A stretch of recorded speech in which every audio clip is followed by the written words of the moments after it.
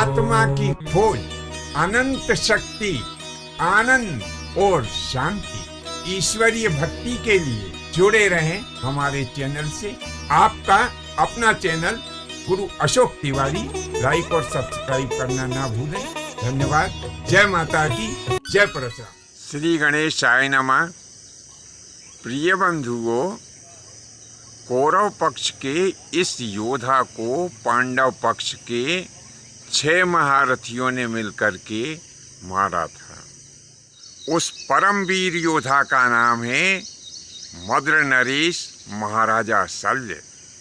इन्हीं मद्र नरेश महाराजा शल्य को पांडव पक्ष के 6 महारथियों ने मिलकर के मारा था।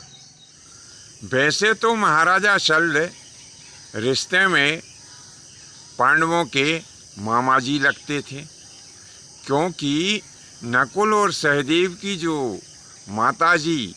माता माद्री थी वह महाराजा शल्य की बहन थी। लेकिन कुछ कारण ऐसे बन गए थे जिन कारणों की वजह से महाराजा शल्य को दुर्योधन की तरफ से युद्ध करना पड़ा था। इसी रिश्ते के कारण दुर्योधन भी महाराजा शल्य को मामा श्री कह करके ही पुकारते थे। हुआ क्या कि जब दुर्योधन के सारे वीर मारे जा चुके, 2, 4, 6 महारथी ही बचे हुए थे और अंतिम दिन का युद्ध आ गया था, तब दुर्योधन ने 18वें दिन महाराजा शल्य को सेनापति नियुक्त किया। महाराजा शल्य अपनी सेना को लेकर के जब कुरुक्षेत्र में पहुँचे, तब उन्होंने ऐसा विकट युद्ध किया कि सारी पांडवी सेना त्राहिमाम करने लगी। जगह जगह से ऐसी चिल्ला चोट सुनाई देने लगी, हे अर्जुन, इन महाराजा शल्य से हमारी रक्षा करो।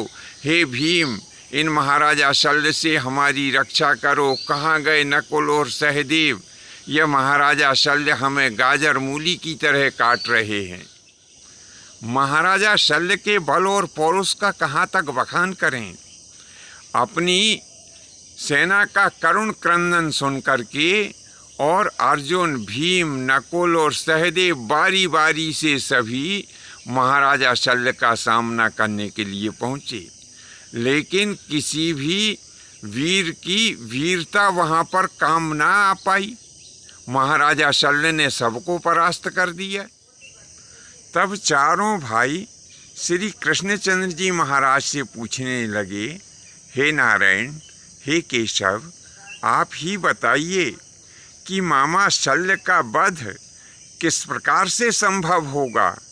तब भगवान श्री कृष्णचंद्र जी महाराज मुस्कुराते हुए कहने लगे कि निश्चय ही मद्र नरेश महाराजा शल्य एक बहुत बड़े वीर हैं।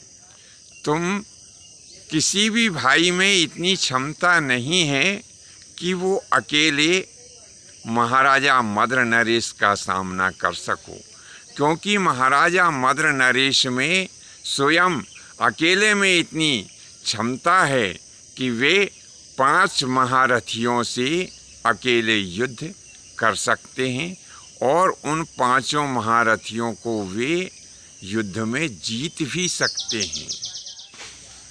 इसीलिए मैं तुम्हें सलाह देता हूँ कि महाराजा मद्र नरेश के ऊपर 6 महारथी एक साथ मिलकर के आक्रमण करें, लेकिन सावधान रहने की आवश्यकता है। यदि 6 महारथी उनके सामने भी जाकर के युद्ध करेंगे तो वो 6 भी नहीं जीत पाएंगे। इनमें 5 महारथियों को पीछे से वार करना है। 6वां महारथी धर्मराज युधिष्ठिर ही महाराजा शल्य के सामने जा सकते हैं। केवल धर्मराज में ही वह क्षमता है जो कि शल्य के द्वारा की गई चोट को सहन कर सकते हैं। बाकी और कोई भी महारथी शल्य के द्वारा की गई चोट को सहन नहीं कर पाएंगे। तब भगवान श्री कृष्णचंद्र जी महाराज के ऐसे वचनों को सुनकर के सभी पांडवों ने और उनके पक्ष के सैनिकों ने विचार किया कि अब भीम, नकुल, सहदेव, धृष्टद्युम्न और सात्यकी तथा धर्मराज ये सब मिलकर के और महाराजा शल्य के ऊपर आक्रमण करेंगे। इनमें भीम, नकुल, सहदेव, धृष्टद्युम्न और सात्यकी ये पीछे से महाराजा शल्य के ऊपर आक्रमण करेंगे और सामने महाराज युधिष्ठिर उनकी चोट को झेलेंगे और अपने घातक प्रहार से महाराजा शल्य का वध करेंगे। ऐसा ही निर्णय हुआ और इस निर्णय के अनुरूप सभी महारथियों ने जाकर के महाराजा शल्य को घेर लिया और उनके ऊपर अपने अपने तीक्ष्ण बाणों की वर्षा करने लगे। महाराजा शल्य ने भी बड़ा ही अद्भुत युद्ध किया। ये 6 महारथी नहीं समझ पाते थे कि महाराजा शल्य कब किसकी तरफ निशाना साध करके और बाण मार रहे हैं। उस कुरुक्षेत्र के मैदान में महाराजा शल्य साक्षात कालाग्नि रुद्र के समान शोभायमान हो रहे थे। वे समस्त पांडवी सेना के बीच में अकेले चमकते हुए दैदीप्यमान सूर्य के समान शोभा प्राप्त कर रहे थे। किसी भी प्रकार से महाराजा शल्य का वध संभव नहीं हो पा रहा था। सभी पांडव और उनके सैनिक मन में एक प्रकार से हताशा धारण किए हुए थे। उसी समय धर्मराज युधिष्ठिर ने भगवान श्री कृष्णचंद्र जी महाराज का स्मरण करते हुए एक प्राणघातनी शक्ति महाराजा शल्य की तरफ छोड़ी। उस शक्ति को छोड़ते समय युधिष्ठिर ने भगवान श्री कृष्णचंद्र जी महाराज से प्रार्थना की थी कि हे दयालु आनंद कंद भगवान श्री कृष्णचंद्र जी महाराज, मेरे द्वारा छोड़ी गई यह महान शक्ति महाराजा शल्य की जीवन लीला समाप्त करने में सक्षम हो।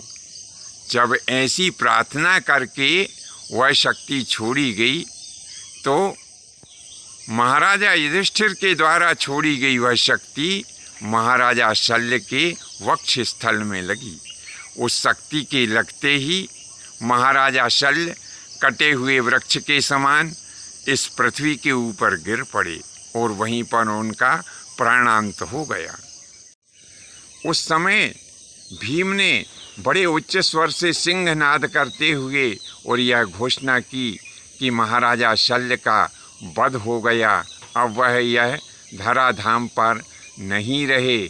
ऐसी भीम के द्वारा की गई घोषणा को सुनकर के और दुर्योधन के जो बचे हुए महारथी जैसे अश्वत्थामा, कृपाचार्य आदि जो थे, वे भी युद्ध भूमि को छोड़ करके और जगह जगह भाग खड़े हुए और उन्होंने भाग करके अपने प्राणों की रक्षा की। बंधुओं, आज के लिए बस इतना ही। शेष फिर कभी नए विषय के साथ में आपकी सेवा में उपस्थित होंगे। आज्ञा दीजिए। धन्यवाद। जय माता की, जय परशुराम जी की।